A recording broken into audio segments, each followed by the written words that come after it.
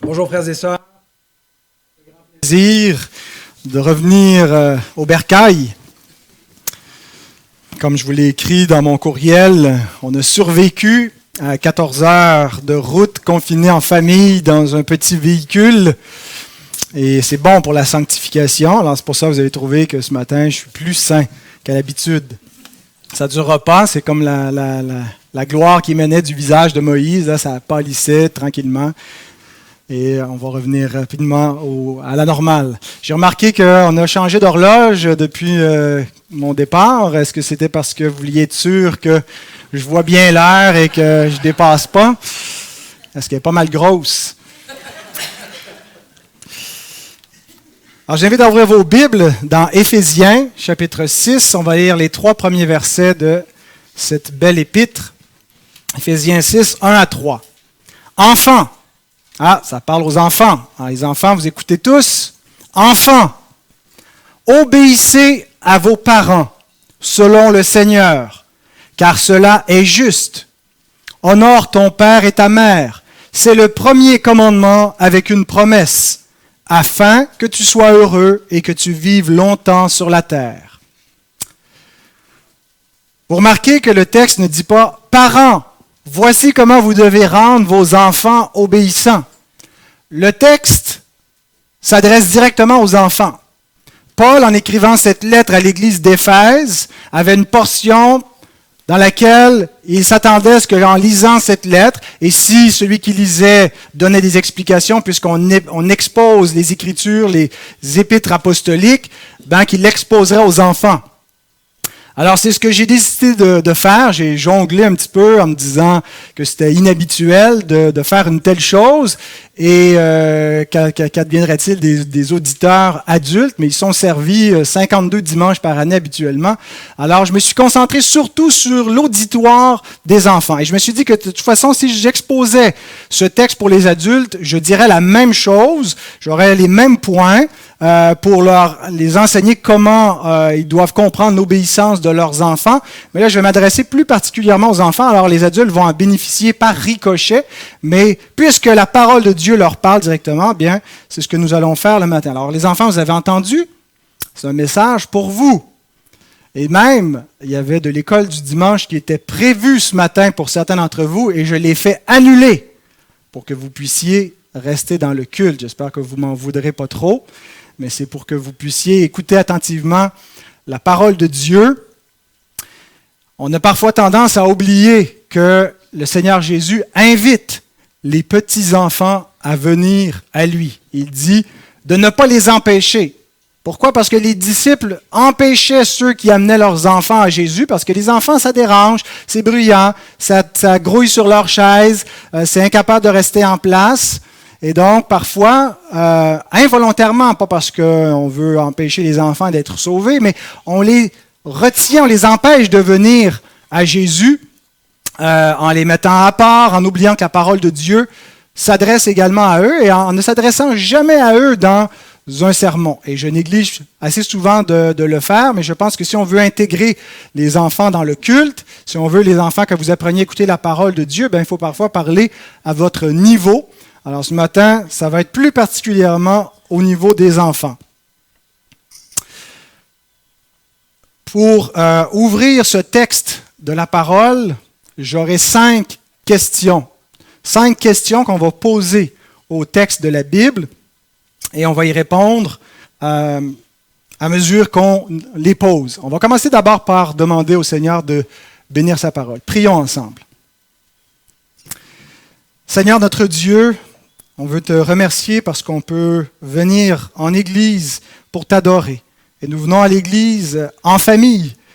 Nous sommes commandés, Seigneur, par toi, d'instruire nos enfants dans tes voies. Et tu parles dans ta parole aux enfants et tu les appelles. Tu as appelé Samuel dans son jeune âge, alors qu'il était un jeune enfant. Et Seigneur, nous te prions pour nos enfants, les enfants de cette congrégation, pour que tu les appelles par ta parole, pour que tu te révèles à eux. Je te demande, Seigneur, d'une manière particulière, de bénir ce message ce matin, alors que tu veux que les enfants apprennent ce qu'est l'obéissance. Je te demande, Seigneur, que tu rouvres leur cœur et que tu leur donnes des oreilles attentives et que tu bénisses chacun d'entre nous, auditeurs de ta parole, et qu'on puisse non seulement l'écouter, mais la mettre en pratique. Amen. La première question, Baptiste, on regarde ici. La première question, à qui s'adresse ce commandement? Enfants, obéissez à vos parents. Il n'est pas dit parents, obéissez à vos enfants. Ou parents, faites plaisir à vos enfants. Enfants, obéissez à vos parents. Alors, ça s'adresse aux enfants. Mais tout le monde est enfant, n'est-ce pas? Moi, je suis l'enfant de ma maman. Tout le monde ici a une maman, un papa. Alors, on est tous des enfants. Est-ce que ça veut dire que ce texte s'adresse à nous tous? Peu importe, parce qu'on est tous des enfants. Ça s'adresse particulièrement aux enfants qui sont encore sous l'autorité de leurs parents. Donc, tout le monde est un enfant ici, mais tout le monde n'est pas un enfant sous l'autorité de ses parents. D'accord? Les enfants, je vous annonce quelque chose. Un jour, vous allez être libres. Avez-vous hâte? Un jour, vous serez libres. Vous ne serez plus sous l'autorité de vos parents qui ne seront plus là pour vous dire quoi faire quand vous couchez, si vous avez le droit de jouer à des jeux vidéo ou pas, qu'est-ce que vous devez manger ou ne pas manger. Vous allez être libres. Et je suis certain que vous avez hâte des fois quand vous pensez à ce jour où vous serez libre. Quand est-ce qu'un enfant devient libre de l'autorité de ses parents? Peut-être que vous pensez que vous êtes déjà prêt, que vous pourriez être capable de vivre dans la vie en étant libre, mais j'aimerais vous détourner de cette pensée mensongère. Vous n'êtes pas encore prêt. Hein, si vous êtes des enfants, vous n'êtes pas encore prêt pour être libre. Vous avez besoin d'être gardé par vos parents. Mais quand est-ce que vous serez libre? À quel âge on devient libre? Est-ce que c'est une question d'âge? Est-ce qu'à 16 ans, on est libre? Parce qu'à 16 ans, on peut avoir un permis de conduire et une auto. Puis quand on a une auto, ça donne beaucoup de liberté. Est-ce que c'est à 18 ans? À 18 ans, on a le droit de vote. On a le droit de boire de la bière et du vin. Alors, j'imagine qu'on est rendu un adulte à 18 ans. On peut se marier. Est-ce qu'on est libre à 18 ans? Quand est-ce que vous allez être libre? Bien, tant aussi longtemps que vous allez vivre sous le toit de vos parents, vous devez respecter certaines règles. C'est sûr qu'il y a de plus en plus de liberté que vous allez avoir en vieillissant, parce qu'à 5 ans, on est moins libre qu'à 15 ans. Mais à 15 ans, on n'est pas encore complètement libre, où on peut faire ce qu'on veut sans demander la permission à nos parents. Et même pas à 25 ans si on vit encore chez eux. À 25 ans, on a encore beaucoup plus de liberté, mais tant aussi longtemps qu'on vit sous le toit de nos parents, on est dans un foyer chrétien si nos parents sont chrétiens, puis on doit respecter certaines règles. Donc, avis aux parents qui ont de grands ados chez eux, des adultes, c'est pas parce qu'ils sont rendus des adultes qu'ils peuvent faire ce qu'ils veulent, n'est-ce pas? Vous avez une autorité à exercer et vous l'exercez sous votre toit. Et même quand ils quittent le nid, qu'ils reviennent chez vous, il y a certaines lois qui doivent encore s'appliquer, n'est-ce pas? Alors, à qui s'adresse ce commandement? Aux enfants qui sont encore sous l'autorité de leurs parents. Deuxième question. À qui devez-vous obéir? Alors, mes questions sont faciles. Hein? Vous ne pourrez pas dire que j'ai des questions difficiles ce matin. Mais quand même, j'attire votre attention, les enfants. Le texte de la parole de Dieu qui vous dit « Enfants, obéissez », il ne dit pas « obéissez aux parents », mais il dit « obéissez à vos parents », pas à n'importe quel parent. Il y a beaucoup de parents sur la terre et vous n'êtes pas soumis à l'autorité de tous les parents, mais aux vôtres. Est-ce que ça veut dire, les enfants, que vous pouvez désobéir aux autres adultes parce que vous n'êtes pas soumis à leur autorité? Ou est-ce que les autres adultes ont une autorité sur vous? Comment est-ce que ça marche? Par exemple, vos oncles, vos tantes ou vos grands-parents ou votre moniteur d'école du dimanche ou votre professeur ou votre entraîneur, est-ce que vous lui devez obéissance? Il n'y a pas un commandement qui dit « Enfants, obéissez à vos parents et à vos oncles, à vos tantes, à vos grands-parents, à vos moniteurs, à vos professeurs et ainsi de suite. » Vos parents ont le droit de déléguer leur autorité. C'est-à-dire qu'un parent peut dire « Je te donne la responsabilité de surveiller mon enfant. Alors, quand vous vous faites garder chez vos grands-parents ou chez un voisin, ben, l'autre parent a autorité sur vous comme votre parent. Mais, ici, ça nous dit d'obéir à vos propres parents. D'où vient l'autorité des parents? Comment ça se fait que c'est les parents qui gouvernent la maison et pas les enfants? Comment ça se fait que c'est les parents qui ont l'autorité dans la maison et pas le gouvernement et pas la police? Pourquoi est-ce que c'est les parents qui ont une autorité dans leur propre maison? D'où vient leur autorité? Je vais lire un autre verset de la parole qui répond à cette question. Romains, chapitre 13, verset 1. Que toute personne soit soumise aux autorités supérieures. Il y a plusieurs autorités. Il y a la police, il y a le gouvernement, et il y a les parents aussi qui sont des autorités, car il n'y a point d'autorité qui ne vienne de Dieu, et les autorités qui existent ont été instituées de Dieu. Donc, que ça vous plaise ou non, les enfants, vous devez obéir à vos parents parce que Dieu le commande. Dieu leur a donné l'autorité pour le faire. Et que ça vous plaise ou non, les parents, vous devez exercer votre autorité parentale. Il y a beaucoup de parents qui ne prennent pas leur responsabilité ou ne la prennent pas à la juste mesure qu'ils doivent le faire, qui n'exercent pas l'autorité comme la parole de Dieu le commande. Mais ce n'est pas une question de préférence. Ce n'est pas une question d'avis personnel, de si ça fonctionne ou si ça ne fonctionne pas, si j'ai de l'autorité ou si j'en ai pas. Ce n'est pas une question de personnalité ni de compétence.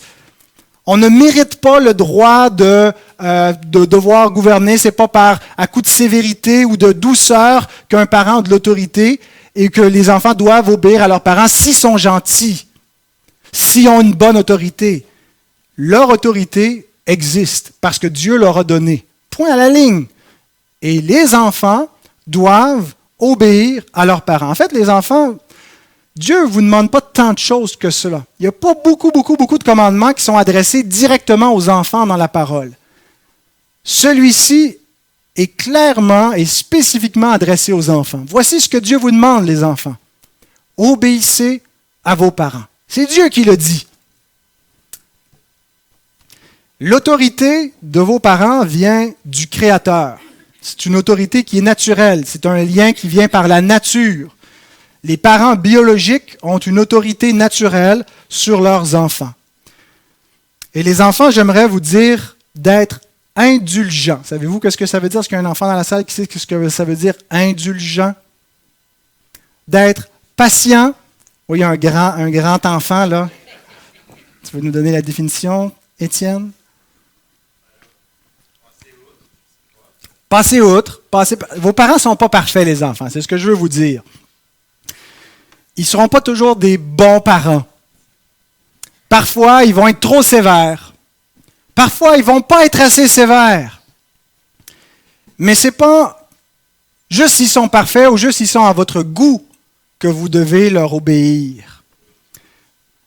Ils ne sont pas parfaitement qualifiés. On ne suit pas un cours avant de devenir papa et maman.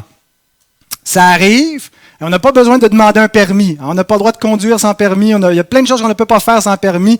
Mais une des choses les plus difficiles de l'existence, on l'a fait sans demander de la permission, c'est des enfants. Et on n'est pas qualifié. Et on apprend sur le tas. Puis c'est après avoir changé beaucoup de tas qu'on apprend.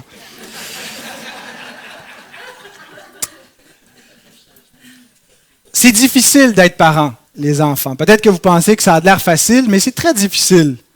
Parce que, voyez-vous, votre papa et votre maman pensaient qu'ils étaient rendus presque parfaits avant d'avoir des enfants.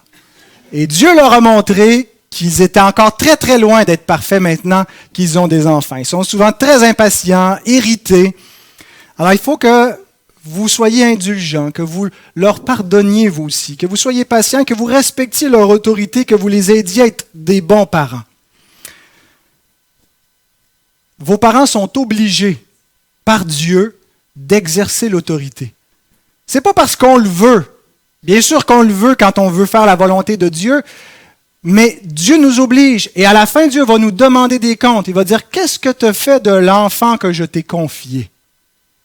Comment l'as-tu élevé? Qu'est-ce que tu lui as enseigné? Comment est-ce que tu t'es investi dans sa vie? Dieu va nous demander des comptes. Alors peut-être que ça ne vous tente pas d'être sous l'autorité de vos parents. Sachez que nous aussi, des fois, ça ne nous tente pas d'exercer notre autorité envers vous. Mais ce n'est pas ce qui vous tente ou ce qui nous tente, c'est ce que Dieu veut. Dieu nous demande cela. Et on doit le faire parce que l'autorité vient de Dieu.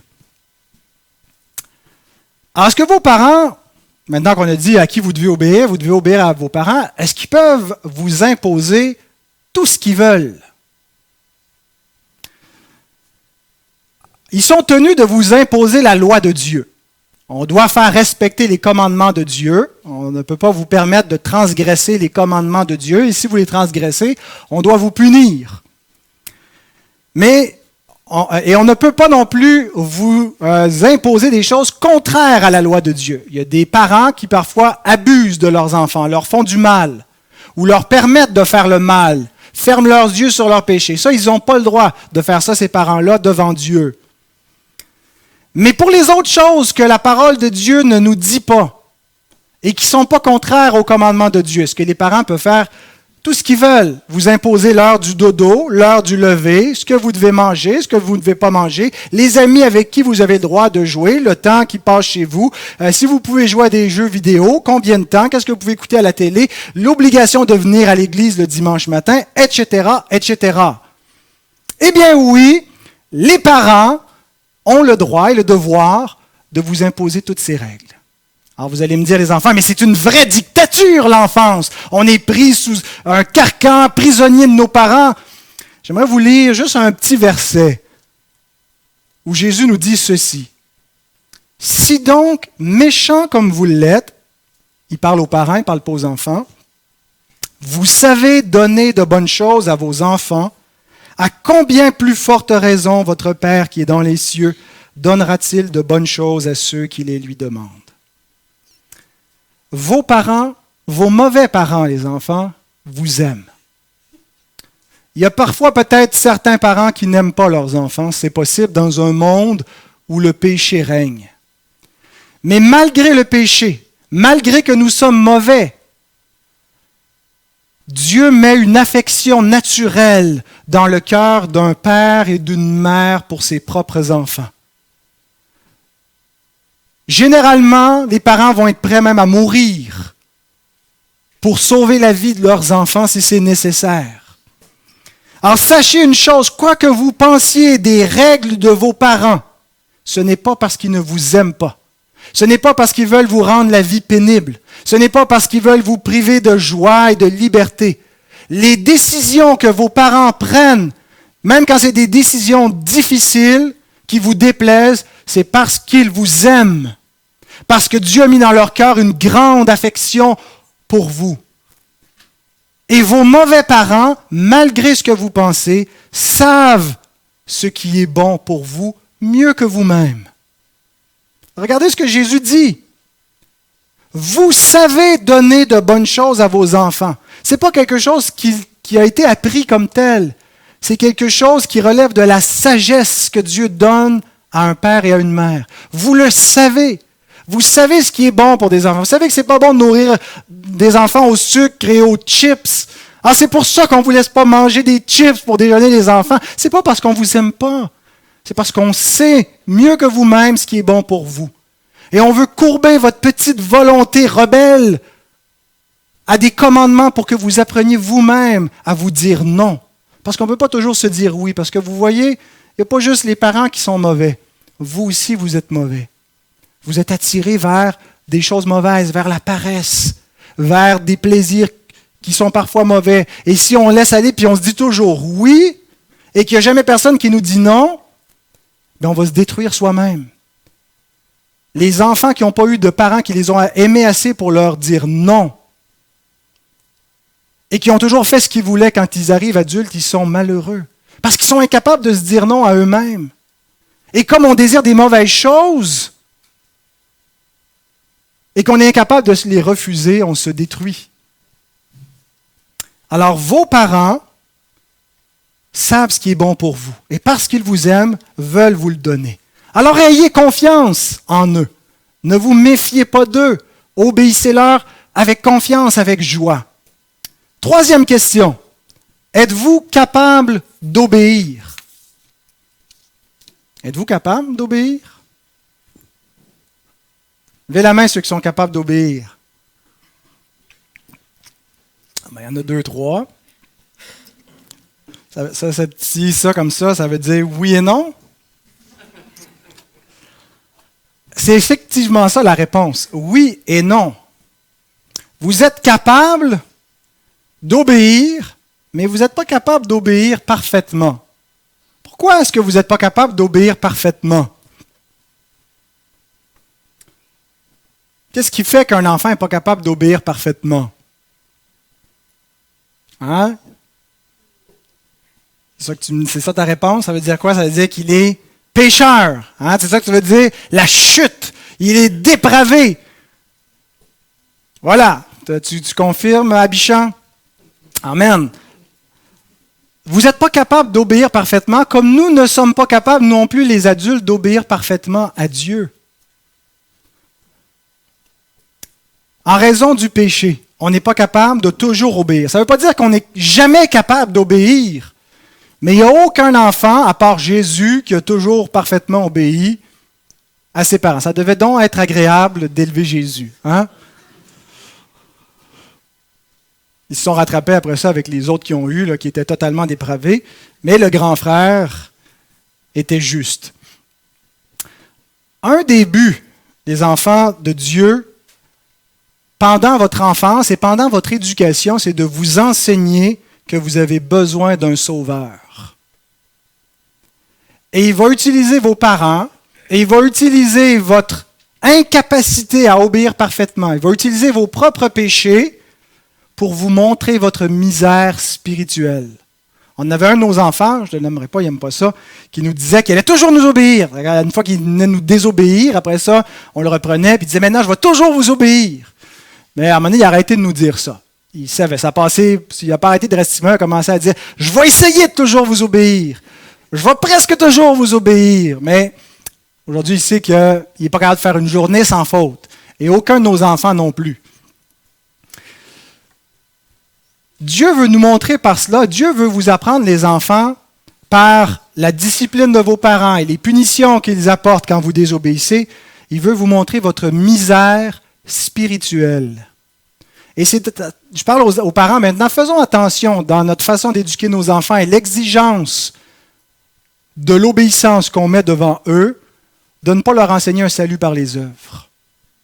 De ne pas leur enseigner qu'ils peuvent y arriver véritablement s'ils essaient un peu plus fort, parce que ceux qui vont être vraiment disciplinés, qui vont être les meilleurs enfants obéissants, vont être aussi de grands légalistes, qui vont avoir confiance dans leur propre justice. Il faut exiger l'obéissance à la loi et aux règles qu'on instaure dans notre foyer.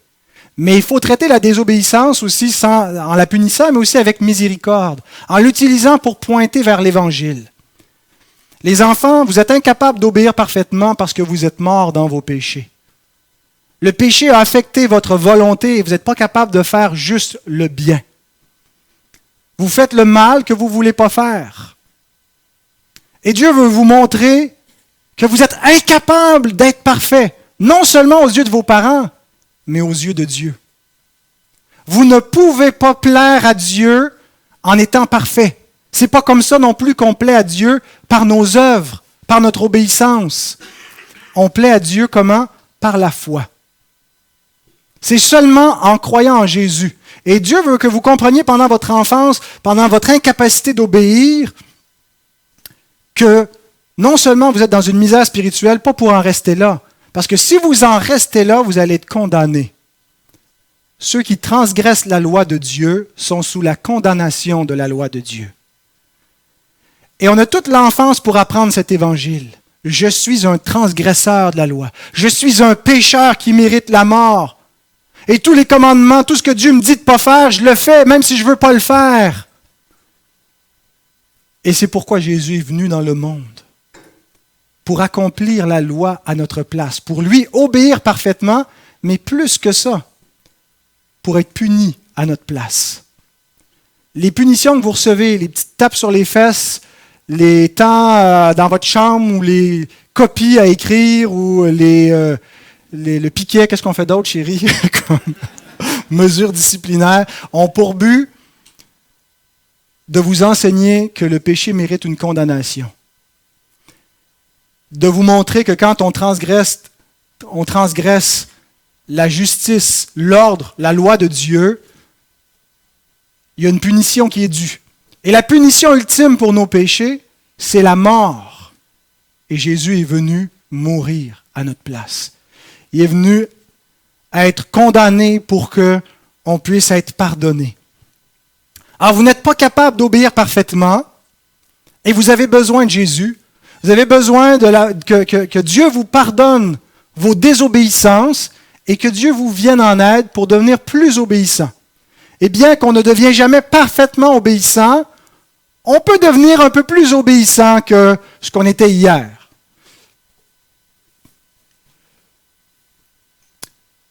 Un des pièges que je me suis rendu compte d'enseigner la théologie à mes enfants, on fait le catéchisme avec eux, c'est qu'ils sont des petits vites, des petits fins finaux. Un de mes enfants, pas le même que tantôt, je le dis pour eux parce qu'ils se reconnaissent, là, mais je ne veux pas les mettre sous le spot. Quand on reprenait cet enfant dans ses désobéissances, elle nous répondait oui, mais c'est de la faute de la chute d'Adam. Je suis né dans le péché, je peux pas faire autrement. C'est pas exactement comme ça, mais c'est pas de ma faute, autrement dit. Alors, elle comprenait bien la théologie de la chute et que l'incapacité de l'être humain à obéir parfaitement. Et elle le voyait dans sa propre vie, n'est-ce pas, Michael? Mais même quand on comprend qu'on est des pécheurs dépravés et qu'on ne peut pas avoir 100% dans l'obéissance, on ne peut jamais dire « c'est pas de ma faute, je suis né pécheur ». On ne peut jamais blâmer nos propres péchés sur Adam ou sur le diable ou sur Dieu. C'est Dieu qui me tente, comme nous dit Jacques. Chacun est responsable de son propre péché. Et bien qu'il est impossible de ne jamais pécher, chaque fois qu'on pêche, on aurait pu ne pas pécher à ce moment-là, on aurait pu ne pas faire cette désobéissance spécifique. Deutéronome 30, verset 11, nous lisons « Ce commandement que je te prescris aujourd'hui n'est certainement point au-dessus de tes forces et hors de ta portée. » Autrement dit, Dieu ne demande pas l'impossible dans ses commandements. Et les parents ne demandent pas l'impossible à leurs enfants. C'est jamais au-delà de nos forces. Et ce n'est pas hors de notre portée, ce n'est pas quelque chose qu'on ignore. C'est souvent, les enfants plaident souvent l'ignorance. Je ne le savais pas, mais si les règles sont claires, il ne peut pas dire je ne le savais pas. Et il ne peut pas dire je ne suis pas capable. Dieu donne la capacité d'obéir à ceux qui viennent à Jésus. Et bien qu'il soit impossible d'avoir une obéissance spirituelle parfaite, dans les pensées, dans le cœur, il est possible, les enfants, vous êtes capables de ne pas vous mettre à crier après vos parents. Ça arrive, ça, des enfants qui crient après leurs parents. Peut-être qu'ils ont pris ça de leurs parents qui crient après eux. Une mauvaise habitude à corriger. Vous êtes capables de ne pas vous laisser aller à la colère. Vous êtes capables de ne pas rouspéter. Et vous êtes capable de répondre « Oui, maman »,« Oui, papa », et de faire ce qui est demandé. Saviez-vous aussi, les enfants, que ce n'est pas juste entre vous et les parents. C'est aussi entre vous et vos frères et sœurs, l'obéissance à vos parents. Parce que lorsque vous vous disputez entre frères et sœurs, vous désobéissez à vos parents. Lorsque vous faites de la chicane, lorsque vous vous frappez ou vous vous insultez, ou que vous vous provoquez les uns les autres, c'est aussi de la désobéissance envers vos parents parce que vos parents ne vous ont pas donné la permission de faire de la chicane entre frères et sœurs. Alors, vous ne contrôlez pas votre cœur parfaitement. Vous ne contrôlez pas vos pensées. Vous ne pouvez pas empêcher le péché de monter en vous, puis de bouillir dans votre cœur, puis d'avoir ces pensées-là. Et déjà là, c'est un péché. Mais vous contrôlez vos agissements. Vous contrôlez votre bouche. Vous ne pouvez pas dire « le péché s'est emparé de ma bouche et je lui ai dit un méchant mot ». Mais ce n'est pas de ma faute, c'est le péché qui me le fait dire. Le péché, tout ce qu'il peut faire, c'est bouillir en dedans de toi, mais c'est toi qui décides de le laisser sortir de ta bouche. C'est toi qui décides de ne pas faire avec ton corps l'obéissance qui t'est demandée. Quand il t'est demandé de faire ta chambre, ou quand il t'est demandé de rendre un service, ou quand il t'est demandé de venir ici. Vous contrôlez vos agissements, vous contrôlez vos paroles, même si vous ne contrôlez pas vos pensées et votre cœur complètement. Et plus vous allez contrôler votre corps, plus votre âme va être assujettie à l'obéissance également. Alors commencez avec ce que vous pouvez contrôler et vous allez grandir dans l'obéissance. C'est quelque chose qui peut s'accroître, qui peut s'augmenter, même si vous êtes totalement dépravé. Alors pour ceux qui sont moins familiers avec cette expression-là, ça ne veut pas dire qu'ils sont des débauchés. Ça veut dire que la dépravation est radicale, elle est dans toutes les parties de leur être, ils sont affectés par le péché, dans leur volonté, dans leur intelligence, dans leur affection, comme nous également. Quatrième question. Pourquoi devez-vous obéir? Pour beaucoup d'enfants, la motivation pour obéir, c'est la peur de recevoir une punition. Levez la main ici, les enfants, que la seule motivation ou la principale motivation pour vous faire obéir, c'est parce que vous savez que si vous ne le faites pas, il va y avoir une conséquence. Ouais, il y en a 2, 3 d'honnêtes. Je pense que dans un enfant pécheur, des fois, il y a une vraie motivation de faire plaisir à ses parents. On le voit, là, des fois, là, nos enfants sont sur une bonne lignée là, de 10-15 minutes, là, et ils sont motivés à nous faire plaisir, et ça leur fait plaisir de nous faire plaisir en nous obéissant. Mais la plupart du temps, ce qui motive l'obéissance, c'est la peur de recevoir une punition si on désobéit. Mes enfants, les miens et vous tous, mes enfants, c'est insuffisant. Si la seule motivation que vous avez pour obéir à l'autorité, c'est d'éviter les conséquences, ça ne fera pas de vous une bonne personne. Ça va juste faire de vous quelqu'un qui ne sera peut-être pas un voyou, quelqu'un qui ne transgresse pas délibérément les lois, qui ne devient pas un criminel, mais vous ne serez pas bon. Vous allez juste être pas au plus mauvais que vous pourrez l'être. Est-ce que vous n'avez pas envie de devenir des bons? Hein, dans l'histoire, là, on veut les gentils, les vertueux, les courageux, les travaillants, les vaillants. Ben pour ça, il faut avoir une plus grande motivation dans l'obéissance que simplement vouloir éviter les conséquences, la punition. Il vous manque la motivation principale pour obéir. Et sans cette motivation, votre obéissance va être sélective. Une des raisons pourquoi vous obéissez pas tout le temps et que vous obéissez juste quand vous avez un grand intérêt ou quand vous avez peur d'une conséquence, c'est parce que vous n'avez pas la motivation de l'obéissance. Pourquoi faut-il obéir? C'est quoi la raison qui nous est donnée? Le texte qu'on a lu nous donne une raison, en fait, qu'on peut découper en 3 raisons pour obéir. Éphésiens 6:1. Enfants, obéissez à vos parents. 1. Selon le Seigneur. 2. Car cela est juste. 3. Honore ton père et ta mère. Regardons ces 3 raisons qui nous sont données pour obéir, pour motiver votre obéissance. Pourquoi vous devez obéir? Première raison, selon le Seigneur. Le texte original dit « obéissez dans le Seigneur ». Et la traduction « selon le Seigneur », c'est une interprétation de ce que « dans le Seigneur » veut dire. « Dans le Seigneur » voudrait dire « selon la volonté du Seigneur ». La raison principale pour obéir à vos parents, les enfants, c'est que désobéir à vos parents, c'est désobéir à Dieu. Pas que vos parents sont Dieu, on ne se pense pas Dieu, on ne se prend pas pour Dieu, mais parce qu'on représente Dieu dans notre famille, parce qu'on est l'autorité, puis toute autorité vient de Dieu. Et donc, obéir à vos parents, c'est obéir à Dieu. Et vous savez, quand vous êtes motivé, que vous faites ce qui est agréable et que vous êtes fiers de vous, et que vos parents sont fiers de vous, ben d'une certaine façon, Dieu est fier de vous aussi. Et c'est ça le bonheur. C'est ça la promesse qu'on va voir dans un instant qui est attachée à l'obéissance. Cette vie longue et heureuse qui vous est promise si vous obéissez. Donc la principale raison, la raison fondamentale, c'est que vous êtes devant Dieu. Ce n'est pas juste à vos parents que vous avez affaire. Derrière vos parents, voyez toujours Dieu. Dans la voix de vos parents, entendez toujours la voix du bon berger qui vous parle, comme à des petites brebis qu'il veut commander parce qu'il les aime et qu'il veut les soigner. Dieu vous montre son amour au travers des parents qu'il vous a donnés. Et donc, comme vous ne voulez pas envoyer Dieu promener en lui disant « Je t'écouterai plus tard, pas tout de suite, ça ne me tente pas, j'ai pas envie », en rouspétant, on ne ferait pas ça avec Dieu, on ne le fait pas avec nos parents parce qu'ils sont ses représentants.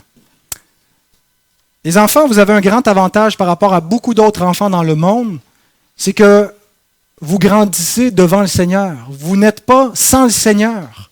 Vous êtes dans des foyers où le Seigneur habite, où sa parole commande, où il y a la lumière qui brille.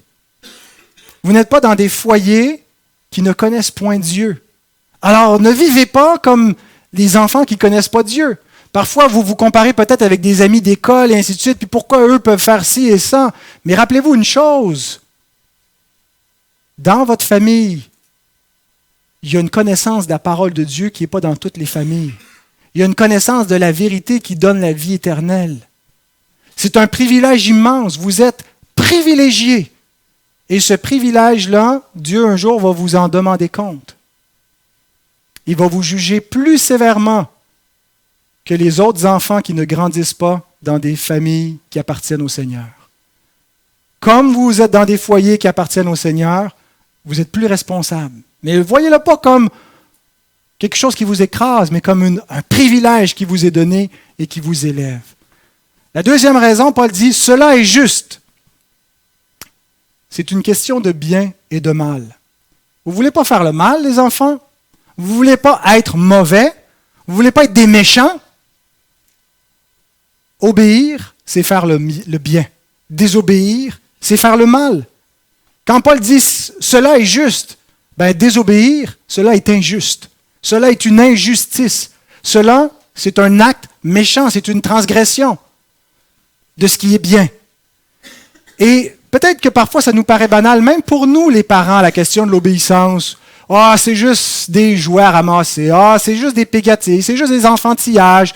Et on ferme souvent les yeux sur des petites désobéissances comme si elles sont banales. Dieu ne traite pas la désobéissance comme si elle était banale. Rappelons-nous ce que Dieu dit à Saül, qui n'a pas entièrement écouté la voix du Seigneur. 1 Samuel 15, 22 à 23. Écoutez bien ceci, les enfants. Vous voulez savoir comment Dieu considère la désobéissance, quelque désobéissance que ce soit? Voici, l'obéissance vaut mieux que les sacrifices et l'observation de sa parole vaut mieux que la graisse des béliers. Alors Dieu nous demande, avant des cadeaux puis avant des extras, faites juste ce qui est demandé à la base. L'obéissance vaut mieux que tout ce que vous pouvez faire d'autre pour plaire à Dieu et plaire à vos parents. Mais écoutez aussi la suite. Car la désobéissance est aussi coupable que la divination. Ceux qui évoquent les démons, les esprits, les faux dieux. Et la résistance ne l'est pas moins que l'idolâtrie et les téraphimes.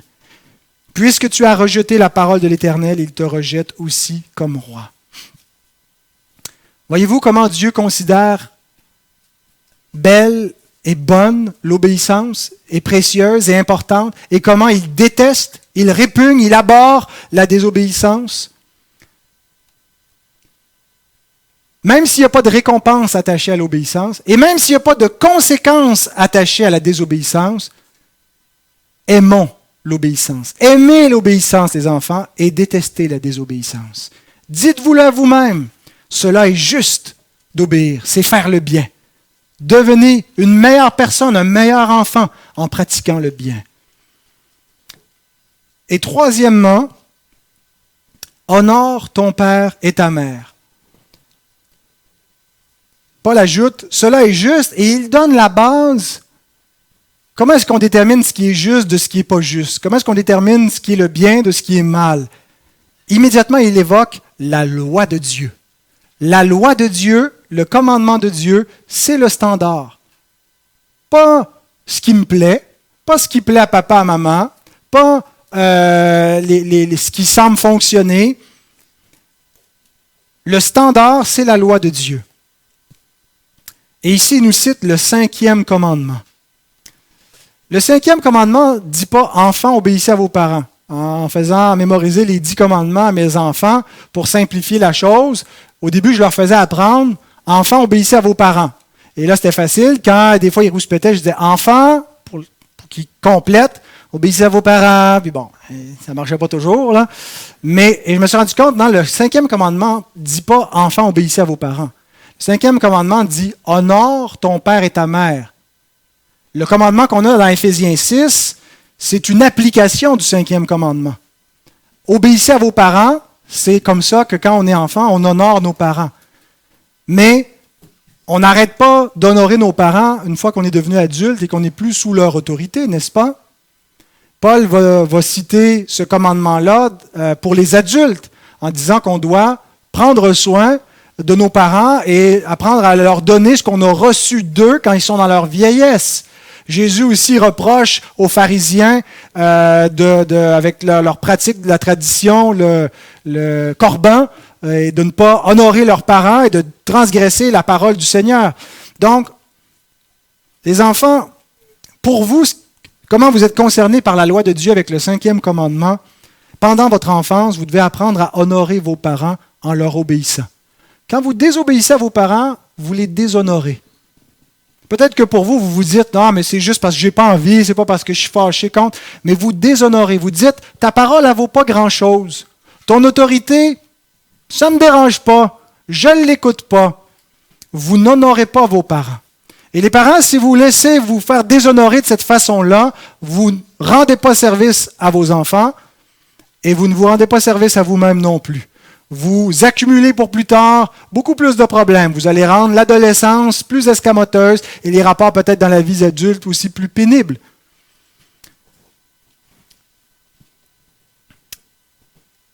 Les enfants, est-ce que vous aimez vos parents? La façon que vous allez montrer que vous aimez vos parents, c'est en leur montrant de l'obéissance. Dire à son père ou à sa mère « je t'aime » en lui désobéissant, ça ne vaut rien.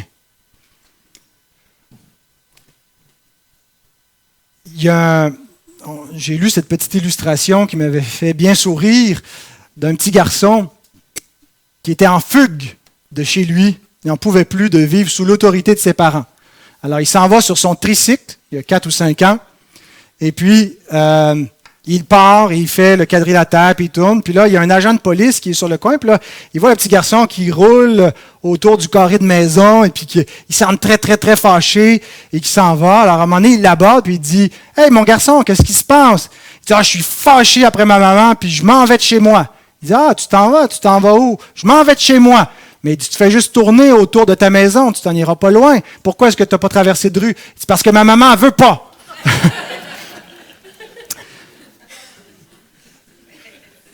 L'autorité et l'obéissance à l'autorité gardent près de ceux qu'on aime, n'est-ce pas?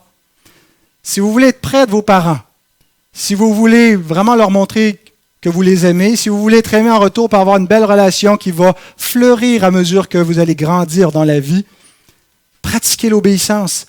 Et c'est vrai que ça met un baume sur le cœur de parents quand ils se sentent aimés et honorés comme ça de leurs enfants.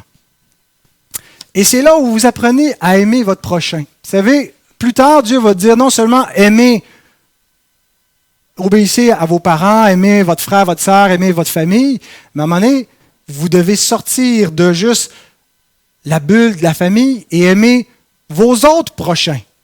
Et même aimer vos ennemis. Aimer ceux qui ne sont pas gentils avec vous, ceux qui vous veulent du mal, ceux qui ne vous font pas du bien. Comment est-ce que vous allez y arriver si vous n'avez pas pratiqué très très fort pendant que vous étiez enfant à obéir à vos parents et apprendre à les aimer? Vos parents, c'est vos premiers prochains. Aime ton prochain comme toi-même, ça commence dans la famille avec vos parents. Comprenez aussi les parents combien c'est important pour la vie sociale de vos enfants, de leur inculquer cette obéissance, de leur inculquer ces préceptes. Tout leur rapport dans la société dépend de ce lien qu'ils auront eu avec vous, de ce qui s'est passé dans l'enfance. C'est des années qui sont précieuses, qui sont sacrées. Vous voyez les commandements, comment ils sont divisés? Les commandements pour aimer Dieu et aimer notre prochain. Le premier commandement qui concerne l'amour du prochain, c'est « honore ton père et ta mère ». L'amour du prochain commence là. Alors ne négligeons pas ce que nous avons à faire. Une dernière question et on a terminé. Quelle est la promesse attachée à l'obéissance? Alors ça aurait été supposé être un petit sermon pour les enfants, mais ça a été un sermon de longueur normale pour les enfants. La grosse horloge n'y a rien fait. Mais je suis encore dans mon temps. Quelle est la promesse attachée à l'obéissance? Paul nous dit au verset 2, c'est le premier commandement avec une promesse, afin que tu sois heureux et que tu vives longtemps sur la terre. Voici la promesse, afin que tu sois heureux et que tu vives longtemps sur la terre.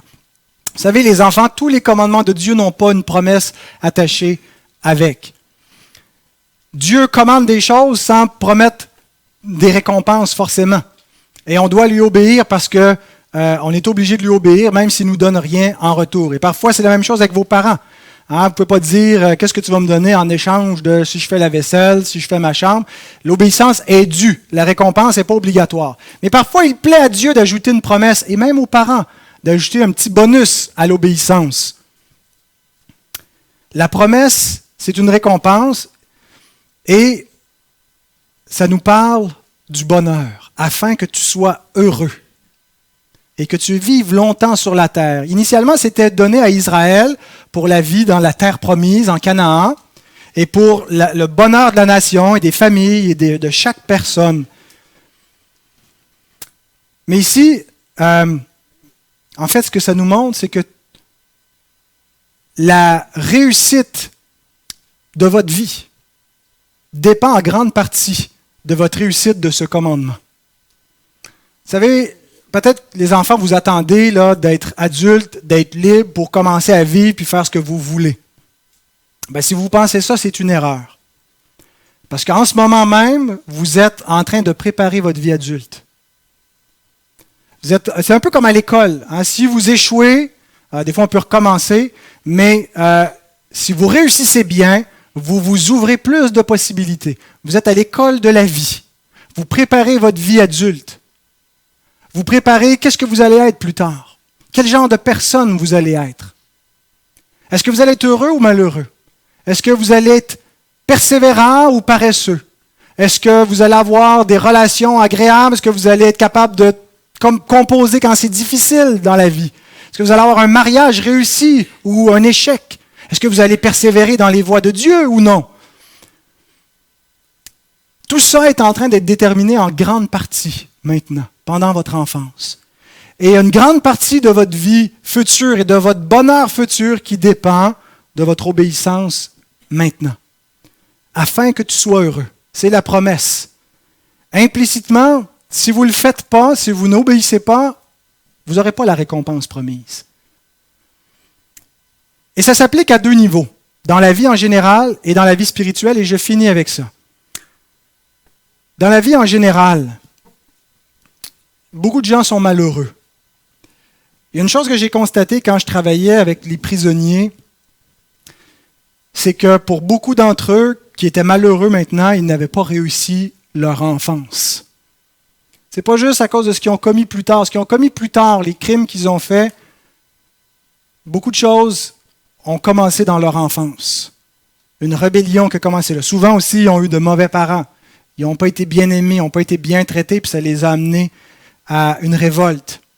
Mais il y a beaucoup de gens qui ne sont pas en prison dans la vie en général et qui sont malheureux parce qu'ils n'ont pas réussi eux aussi leur enfance. Et ils ne sont pas les seuls responsables.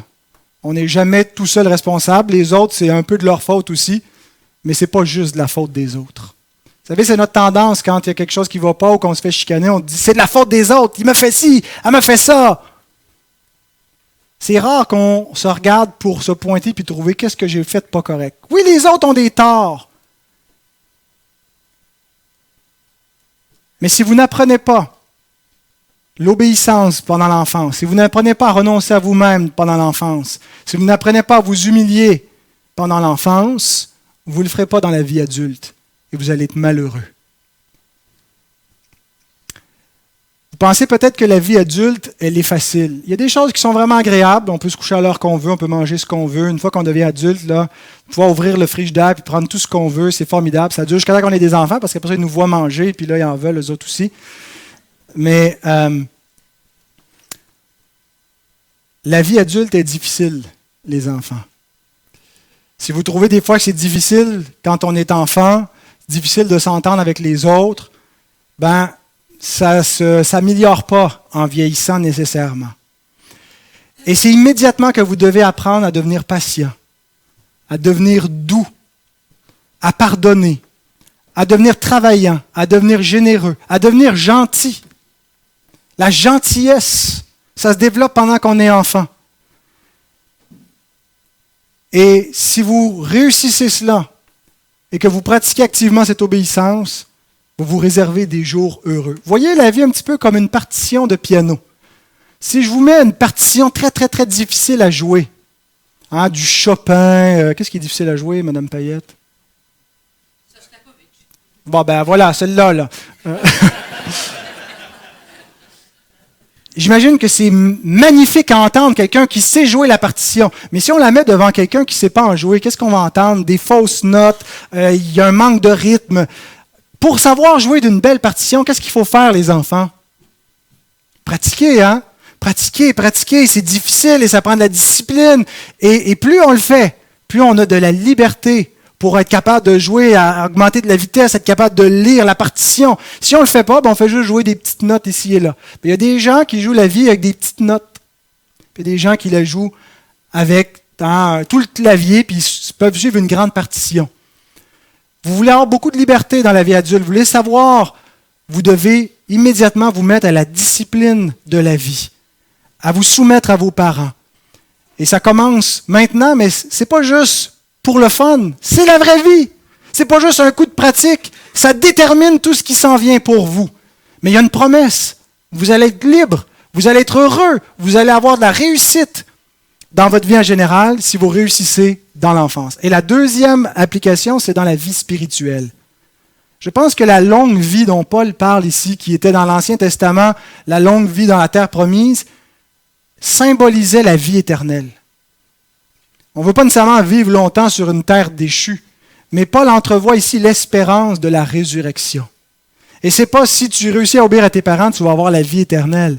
Sauf que c'est dans les préceptes de tes parents, quand tu as des parents chrétiens, que se trouve l'enseignement vers la vie éternelle, que se trouve l'enseignement de l'Évangile, que se trouvent les commandements de Dieu, que se trouve la vie en communion avec Dieu. Et ce que Dieu veut avec vous, ce qui est le but de votre vie, c'est d'avoir une communion avec votre Père céleste. Alors si vous n'avez pas appris à honorer votre Père terrestre, comment vous allez pouvoir honorer votre Père céleste? Si vous n'avez pas appris à aimer, à respecter vos parents, il y a un lien entre les deux. Dieu vous prépare, parce que Dieu ne va pas juste vous flatter puis vous donner tout ce que vous voulez puis répondre à tous vos caprices. Dieu va vous soumettre à sa discipline. Dieu va vous briser d'une certaine façon. Dieu va vous corriger. Si vous avez appris à être des enfants dociles, qui gardent une bonne attitude devant l'autorité de leurs parents et qui les aimaient malgré tout, qui persévéraient, ben avec Dieu, vous allez être heureux. Vous allez être des enfants de Dieu épanouis et heureux. Et c'est ce que Dieu veut faire de vous. Prions.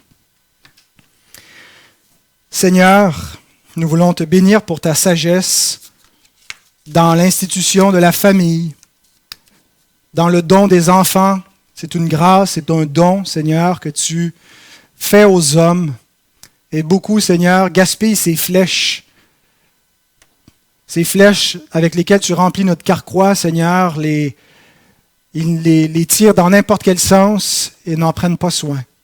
Mais donne-nous, nous, comme enfants de Dieu, d'apprendre à préparer ces belles flèches que tu nous as données, ces enfants précieux, à les préparer à être des disciples. En fait, ils le sont déjà, ceux qui confessent le nom de Christ, et qu'ils puissent le confesser et persévérer dans ses voies. Seigneur, je te prie pour tous les enfants de notre assemblée, auxquels tu dis d'obéir à leurs parents.